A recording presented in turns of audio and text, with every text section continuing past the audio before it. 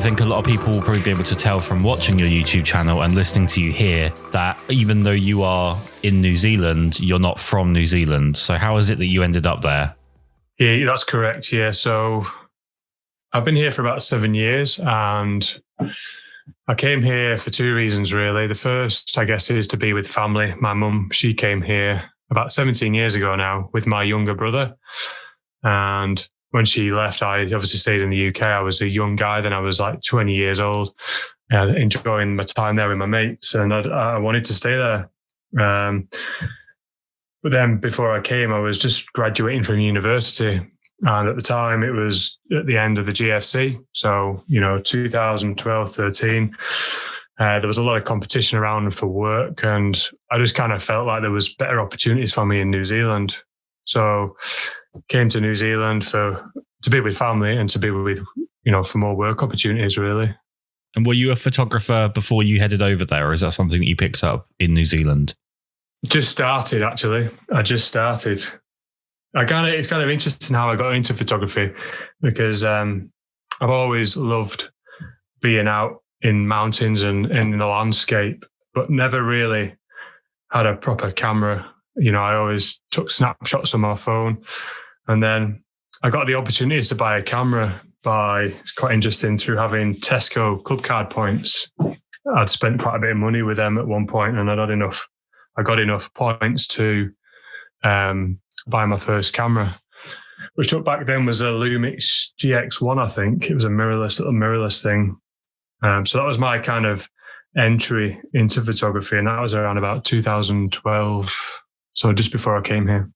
I mean, it's pretty lucky, right? You get into photography, or you start to get into photography, and then you end up in probably the most photogenic country in the world. Do you think that fed into you really developing as a photographer?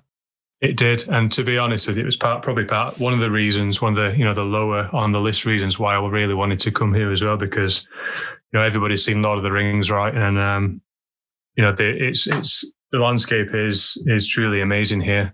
Let's talk about landscapes. I have to come clean straight up front and say it's probably the thing I'm comfortably the worst at. I don't have the technical knowledge. I don't have the patience, and I definitely don't have the ability to offset other parts of my life to be out and about at the right times of day. And then if you probably add in the fact that I'm a little bit fat and I'm terrible at hiking, that probably helps as well.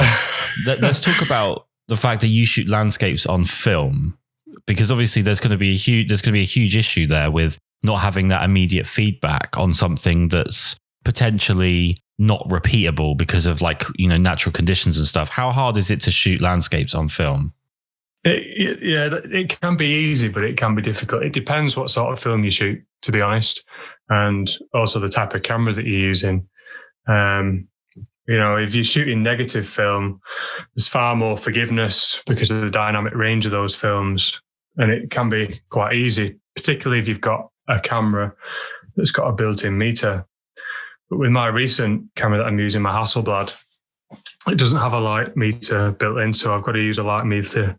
And I also use quite a lot of slide film, and that's not as forgiving as negative film. And so, for example, today I've been scanning some Fujifilm Velvia 50 that I shot a couple of weeks ago for a project that I'm working on called Volcanic Aotearoa, which is Aotearoa is the indigenous name for New Zealand. So I've got this little book, zine type project that I'm working on. And I've been scanning these slides today, and it turns out that my metering isn't probably as accurate as it should be. And it's quite frustrating, but in that respect, it's quite a hard learning curve. Your mistakes really stand out, and it forces you to be a better photographer. It kind of really, the mistakes really stand out. So now I know that next time I go out, I need to just be a bit more vigilant with my metering and be a bit more liberal, where I was probably being a bit conservative because some of my shots were underexposed. When do you make the decision on what film stock you're using? Because obviously some of the places you're going to, I'm assuming you can't jump out of the car at the car park and walk over to the best view in the world. Some of them you're going to have to really hike to get to. So how do you know what's the right stuff to bring and when it's the right time to use particular stocks? Depending on the time of day that I'm going to be shooting and the type of shot. If I'm going in, because I pay a lot of attention to the weather, obviously, because that does play a role in the type of shot that I'll do. for example, if it's really cloudy and overcast, I'd probably gravitate to more towards a black and white film. Where if I've got a chance of kind of sunset or, twilight light, then I'll gravitate to a slide film. If I know that I'm going to be shooting in the day, then I might bring with me some color negative film. And then obviously black and white as well. I've always found using black and white on location for landscape photography to be really interesting because it has to be a really deliberate choice. It's not like when you photograph people, you can kind of use black and white to cover up a lot of general issues. Yeah. What is it that makes you decide that a scene is a black and white scene? No color, basically. The color's got to be really dull. Right. Like if there's no color that's worth capturing, then I wouldn't try and force the color, if you know what I mean? Because it doesn't work out. The images don't work out that well when you try and do that in my experience. And you've mentioned that you're bringing a Hasselblad with you. What Hasselblad and what lenses are you bringing with it? So I've got a Hasselblad 503 CW, which is the last fully manual mechanical Hasselblad camera that they made. And I've got a 50mm lens, which is equivalent of 25 or 28 millimeter in full frame format. I've got an 80 millimeter lens, which is the equivalent of 50mm. And then I've got a 150 millimeter lens, which is the equivalent of around about 80, 90 millimeters in full frame.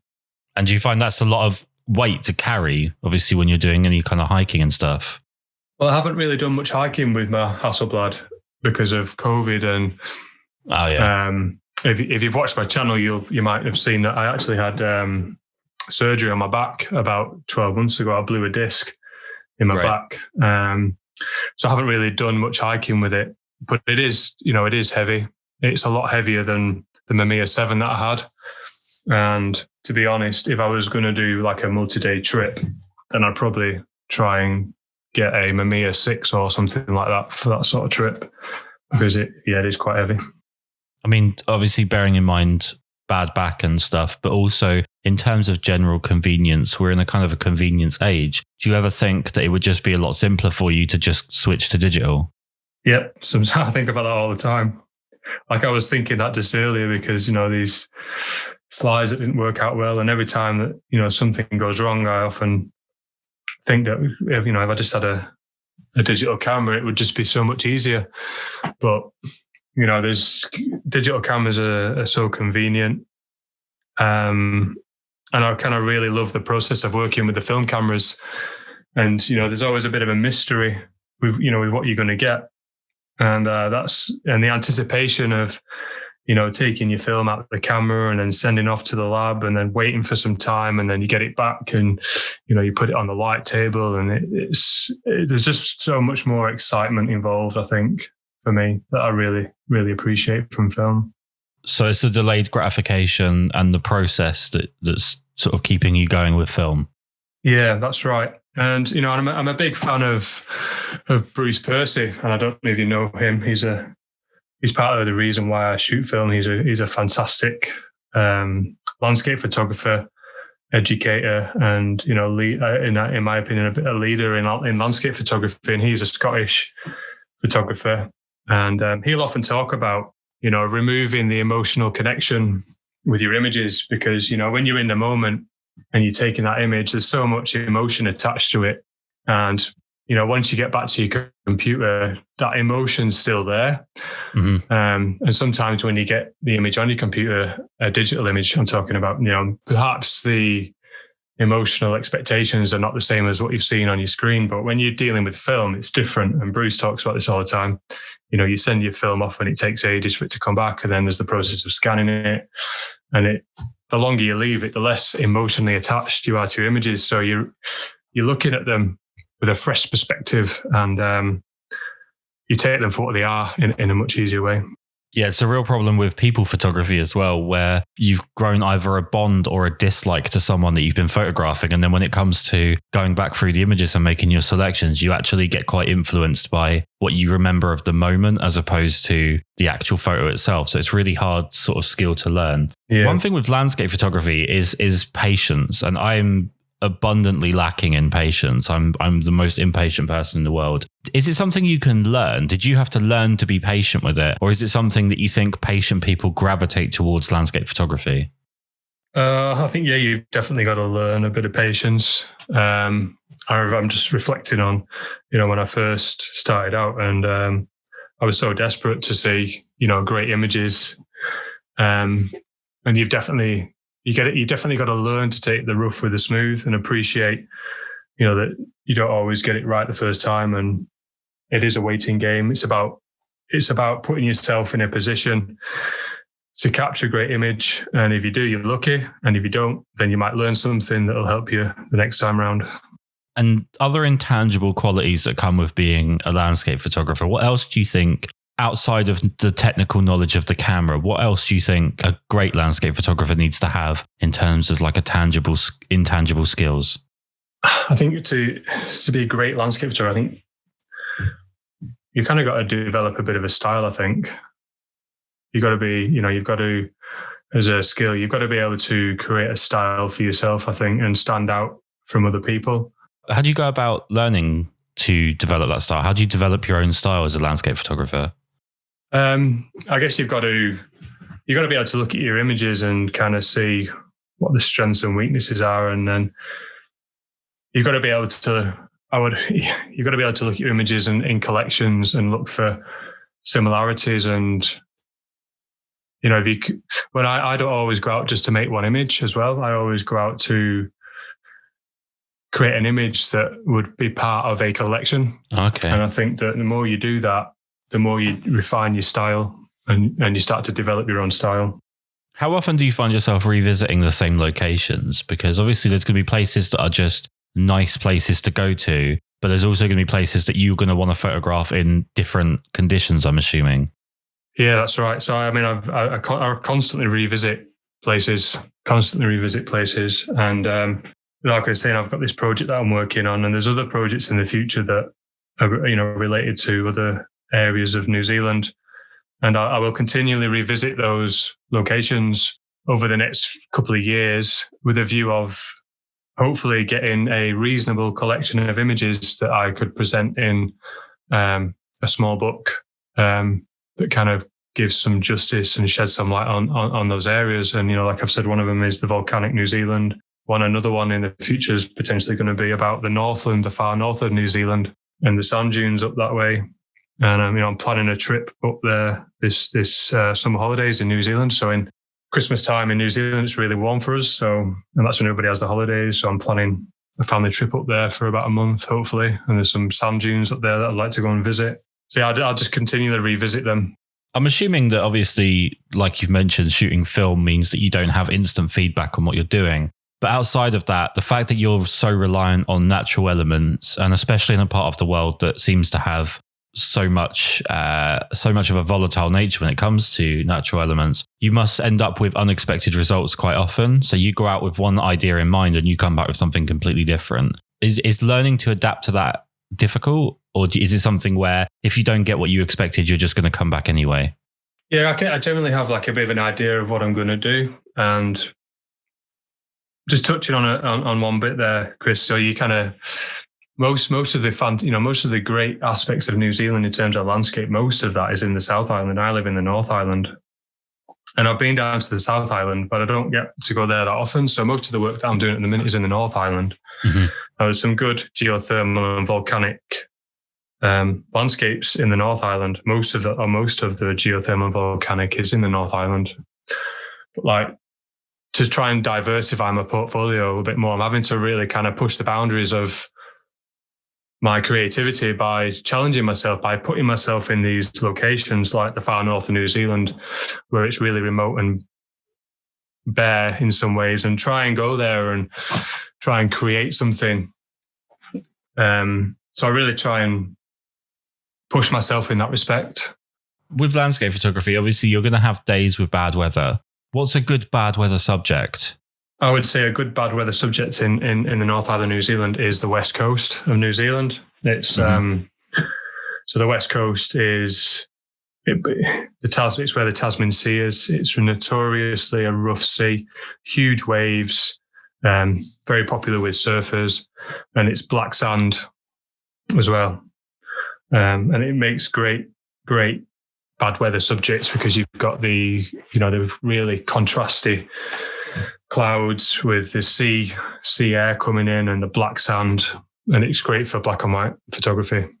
And like I said earlier, the way that I found you was through YouTube. So one thing I don't know is why it is that you actually decided to start a YouTube channel, because I imagine already doing landscape photography there's enough things to think about to also be filming yourself while you do it. It's got to be quite difficult. Yeah, so I kind of got into YouTube. There's a guy I worked with a while ago, and he's a photographer, and he started talking about this guy called Thomas Eaton, and I was like, "Who's this guy? I don't know who this guy is." So I went online and watched his videos and thought, "Oh, that's fantastic." And then I started, researching and learning about YouTube and the benefits, and then it kind of clicked with me as how powerful it could be of being able to connect with an audience and being able to, tell people about myself and who I am and tell the stories around my images. And it's such a powerful thing that I just instantly knew that it's something that if I wanted to be successful with it, that I would have to do. You said about the benefits. What do you mean by the benefits? What are the benefits of doing YouTube? So it's like I said, like being able to connect with people and tell stories. So I'm able to, I can take an image, for example, and put it on Instagram.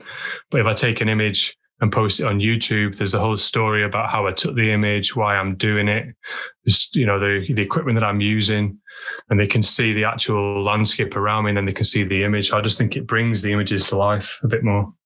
It's got to be like so much more additional work though, in terms of having another camera, having to make sure that's following you exactly the way you want it to be doing, the exposures on that's right. Do you ever have the problem of kind of being caught in two minds while you're doing that and maybe not getting exactly what you wanted from the landscape work? Yeah, it's tough. And I always try and prioritize the landscape photography at the minute. That's, it is hard, especially when you're first starting out. It's because you don't really know how to put a video together, how to tell the story, how to video yourself. The whole kind of speaking on the camera can be quite challenging. So yeah, it is quite difficult. And I still don't think that I'm quite there with it yet. I think it's something that I'm going to be learning and evolving with over the next, 5 years. Do you think that like doing the YouTube videos while you work is making you a better photographer? Are you someone that's like really focused on the fact that there's going to be an audience to this, so you almost want to push it to be even better than you would probably do without the YouTube video being made? I've never really thought about that, to be honest. I've just been working on a number of different ways to try and get myself out there, that I've never really kind of thought that YouTube was the single most important thing. It's just something that I'm doing, along with being proactive on the other social media sites. It's no secret that YouTube can be really successful for people. If you can gather a decent sized audience, it can be quite profitable and a means of supporting me as a photographer and enabling me to go out and do, bigger things. So it's early. I kind of see it as being early days for me. We've just got to see how it goes, and hopefully it continues to grow and continues to do well.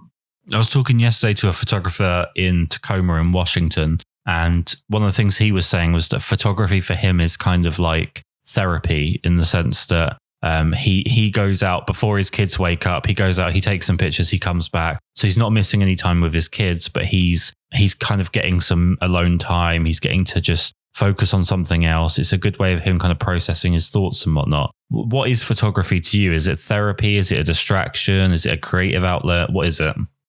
Yeah, so there is some therapeutic side to it. I definitely acknowledge that. Being out in the landscape, and I love the chase element to it. Chasing the light, chasing the image. I think my style of photography is a reflection of where I'm going with my life. At the minute I'm still working. I work as a project manager in construction, and I'm working on one of New Zealand's largest projects right now, and it's tough. And I constantly think about, do I really need all that? Do I need the big job? Do I need all these things around me? These objects and stuff. And I kind of feel like sometimes, my creativity through my photography is a reflection of where I'm heading with my life. I often get told that there's a minimal aspect to my landscape photography images. And I think that's a reflection of where I'm heading with my life. In terms of feedback on somewhere like YouTube, I mean, YouTube's known for having a fairly visceral comment section. Do you take feedback with like a grain of salt, or are you someone that really pays a lot of attention to what people are saying about your work and makes adaptations based on it?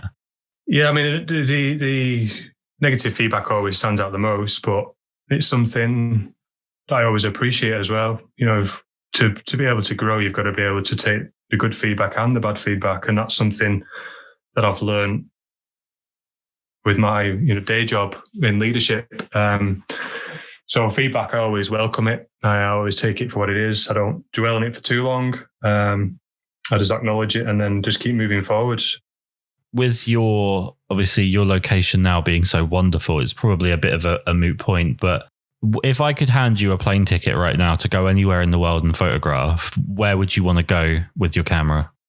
Probably Bolivia, to the Altiplano in Bolivia, which is another location that Bruce Percy has photographed many times, and his work speaks to me in ways that I don't really understand. And I really look up to him, and I've seen many photos of him from that area, and they've always really inspired me to want to go there and see the landscape for myself and see what creativity and compositions that I can put on that landscape. And it's just something that the area is really unique. Do you ever think about coming back to the UK and photographing at all? Sometimes, yeah. Yeah, and I do, particularly in Scotland. It's an area that I would like to visit. Yep. So we haven't actually left. Me and my family haven't left New Zealand since we've been here. We've been here for 7 years, and we've been so busy exploring New Zealand that we haven't been anywhere else. But starting to get to the point a bit now where I want to get out a bit more and explore, particularly in South America and Asia, and also go back to Scotland and even, the Greenland and Iceland. I'd love to go to those areas now. I mean, you've already mentioned an influence, and it sounds like a fairly strong one. Do you take influence from elsewhere? Do you watch like movies and get inspired to go out and do landscape photography? Is there external influence to what you're doing? Yeah, there is, I guess. So the other influencer the work I really appreciate is a guy called Michael Kenner, which most people would probably know. His work is amazing. There's another guy out of Germany that I found on Facebook called Michael Schlegel. He does black and white photography. His work is his compositions and his use of tonal range in his images is outstanding. And even though I do landscape photography, like I can be quite easily influenced and moved to try something different. Like I was watching Netflix a few months back, and there was a documentary about Platon, which you probably know, being a portrait photographer. And from watching his documentary, and he uses a Hasselblad and he shoots portrait 160, and his approach, how he uses a single light to capture the emotion in the eyes, just moved me so much to the point where I wanted to try that. And I haven't yet done that, but it's definitely something that I'm looking to try in the future. Yeah, it's funny because I feel like portrait photographers and landscape photographers are so polar opposites in the sense that I feel, and I'm obviously talking from one side here, but I feel like portrait photography is, in terms of the actual work you have to put in, so much easier. It's so much more of a straightforward thing to do, because as long as you've got a person and they can move, it's not like the landscape can move to you. So the person can come to you. You can rely heavily on that person being extremely photogenic, for want of a better word, and the work becomes extremely easy. Whereas even with a really good looking landscape, it's still going to take a lot of work to get there, a lot of understanding of the right times and the right conditions to photograph it. And then you've got to also just pray that a lot of different elements fall into place for you at the same time. I mean, you've just mentioned obviously looking at doing portrait photography, but how do you think you would handle doing that? Because obviously I feel like it would be so much easier in terms of the work up front. Do you think that you would enjoy it as much? Yeah, I think I would. I always enjoy trying new things. I don't know how I would approach it. I'd probably try and tee up with someone like yourself and maybe, go along and see how they do it and just tag along and just watch and learn for a little bit and then just have a go and just see what happens. Sometimes you just got to dip your toe in and just see what happens.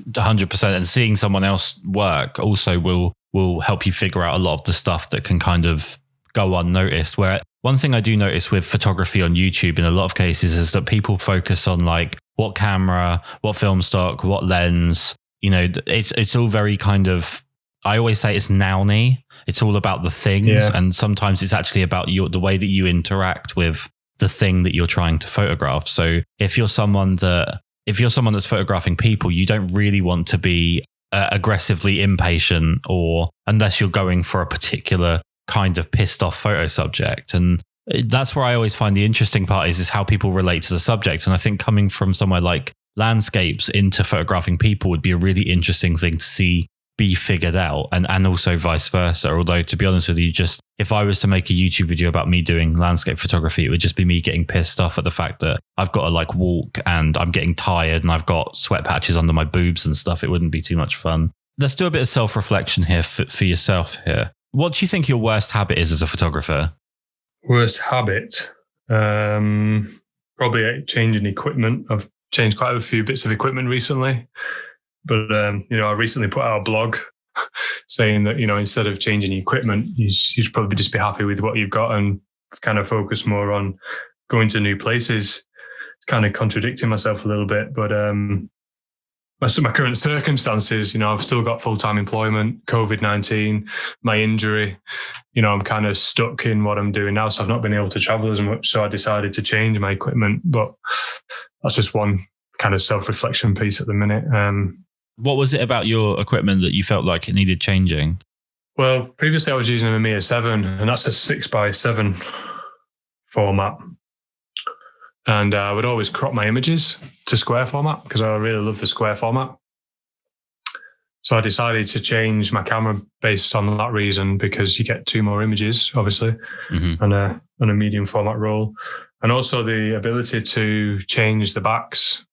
I saw it as a benefit to the YouTube channel, being able to compare film. Right. There's a lot of people that are trying to, getting back into film, and they don't really know, what film's good for what. And I saw it as an opportunity for my channel to be able to put some videos out comparing films accurately so that people could learn about the different films. I was sat in front of me right now. I've got a Hasselblad 500 CM, and I struggle so much with photographing square format. Now, obviously, as we've already mentioned, I shoot people more than I shoot landscapes, but I find composing in a square format to be so difficult. When you were shooting 6x7, were you composing in a square format, like mentally? Yeah, that's right. So the viewfinder that I had for my camera, it kind of indicated where the square crop would be. Right. So I was able to use those lines to frame up the square. And then moving on from your worst habit as a photographer, what do you think your biggest strength is? I think probably the fact that I'm shooting film, to be honest. There's not many people out there shooting film anymore. And I think it really kind of makes you stand out a bit more. And I think, also potentially my style, I kind of feel like I'm carving a bit of a style for myself now, and it's different. I kind of feel like it's different than other people's work.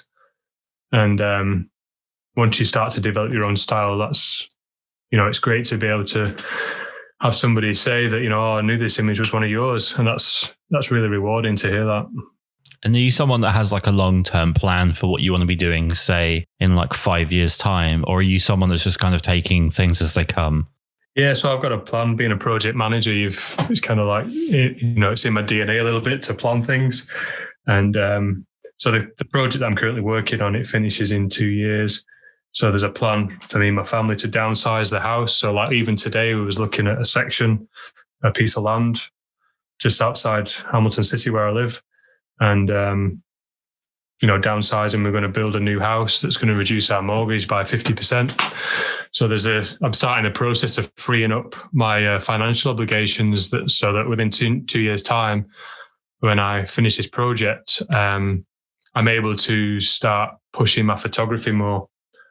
And I really see myself pushing it and getting involved in workshops and doing those types of things. Doing an ebook, I'm slowly chipping away at an ebook. Yeah, so there is a plan in place, because I've got a rough idea of what I want to do. Yeah. And obviously, you sound like someone that doesn't tend to make a move without it being extremely considered. But if you could look back now, obviously, over the years that you've been doing photography, and give yourself some advice for how to get where you are but get there quicker, what would you tell yourself? I think when I first started out in photography, I spent a lot of time trying to emulate other people's work, and that's good. And I think when you start out in photography, you kind of need to know. You kind of look to try and understand what is a good photo, and you'll go on Instagram and Flickr or whatever you go and see your photos on, and you go on the most popular and you look at the images and you think, oh yeah, they look fantastic. I need to do things like that. And I think you should do that for a while, but I think you shouldn't do it for too long. And perhaps I tried to do that for too long. And I think that once you have honed in some skills, you should, as soon as possible, start doing your own thing. One thing that stands out to me massively with yourself is obviously you're extremely considered and extremely deliberate. How much room is there in your photography for improvisation? Is an improvisation with... How would you mean there, Kris? Well, you can go out with a plan, and obviously when you're working with natural elements, there's going to be times where things don't work out. But also, there's many times, I think, for all photographers where they go out with something in their head, they think it's going to look amazing, but then when they look through the viewfinder, when they get there, it's just not jumping out at them. Are you good at kind of improvising on the spot to find something else, or are you? Because you sound like a fairly well-planned person, which means if, sometimes that can be fantastic. And there are obviously going to be some occasions where being very kind of boxed in can obviously work against you. Are you someone that improvises if it's not working out through the viewfinder? Yeah, I always try and keep an open mind. I think you should always try and do that when you're out in the field doing landscape photography, because you never know what's going to happen. I've always got a subject in mind, and it's just how I connect with that subject through my compositions and the lenses that I use and the type of film that I use, and that will change. And that's where I try and improvise. I'll always try and connect with that subject, but change my composition or the film that I'm using or the lens that I'm using or the location of where I am in relation to my subject. And if that doesn't work, then I'll try and find another subject if there's one nearby. And if there's not, then that's okay. I'll just maybe won't take a photo that day, and I'll go home and reflect on it and then go out the next day. And my last question, I promise, and thank you so much for taking the time to do this. I don't want to put any ideas in your head and make you spend more money on gear, because that would be really rude of me. But have you got any interest in potentially looking into large format for your work in future? It's something that I do think about. Yeah, I do. I would really like to get into more panoramic images, 6x17. For some reason, I gravitate more towards the traditional formats, square crop and 6x17 are the formats that I like. Like on my eBay watch list, I've got a 6x17 camera there that I'm keep looking at now and again, but I haven't pulled the trigger yet. I'm probably still learning a few things about my Hasselblad, and probably need to master that before I before I move on to something else. But yeah, I do think about it. And I watch Ben Horn on YouTube as well. He's another fantastic photographer, and I really appreciate his work and the effort that he puts into capturing those images. But I always look at the side of his backpack and wonder whether I would be able to cope with that.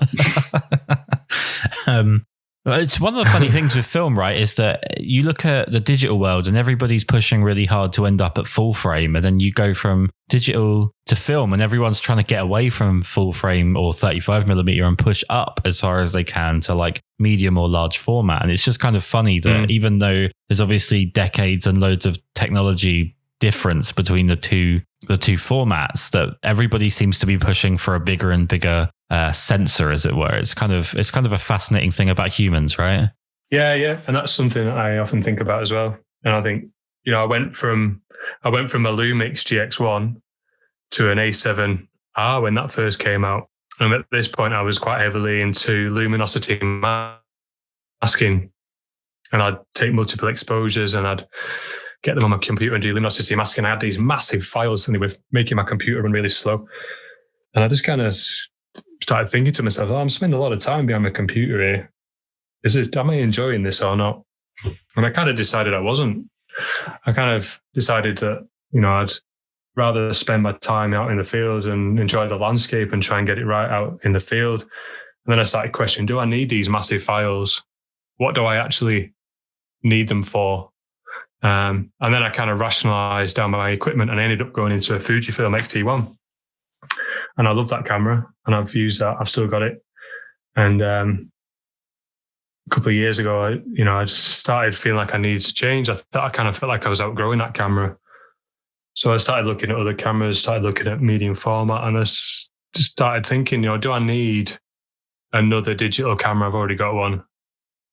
And that's when I decided that I needed to return to film because of my previous experience with film and how that made me become a better photographer. And I thought that, well, if I'll just keep my digital camera because it still works, it still takes images, it's still printable, and I can just move into a film camera and that'll make me grow more. So that was kind of like my evolution, I guess, of the equipment that I've used. I don't think I would. I sometimes consider getting a medium format digital camera, but I don't think I would. I don't think I need it. I quite often weigh up the wants and needs. That's the difficult part, right, about photography is like, yeah, it's almost like a hormonal issue where you're like, I'm not sure if I actually need something or if my brain is tricking me into thinking that I need something. Yeah, that's right. People move, don't they? I think everybody moves together into these new areas. The whole purpose of the podcast is for me to get as many photographers whose work I enjoy out there for other people to find. And the way that we do that is at the end of every episode, we tell people where they can go to find what it is that you do. So Instagram, YouTube, websites, anything like that. What do you want to plug? So obviously my YouTube channel would be a good place to start. And then I've got a website, stephenmilner.com. is a great place. I've got some blogs on there that talk about my, I guess, philosophy towards the way I take my images. And I've got some links and stuff to the gear that I use for people who like looking at that. And Instagram and Twitter I use as well. And there's links to those sites from my website if people want to go and check those out. That'd be greatly appreciated. Amazing. Thank you so much for taking the time to do this.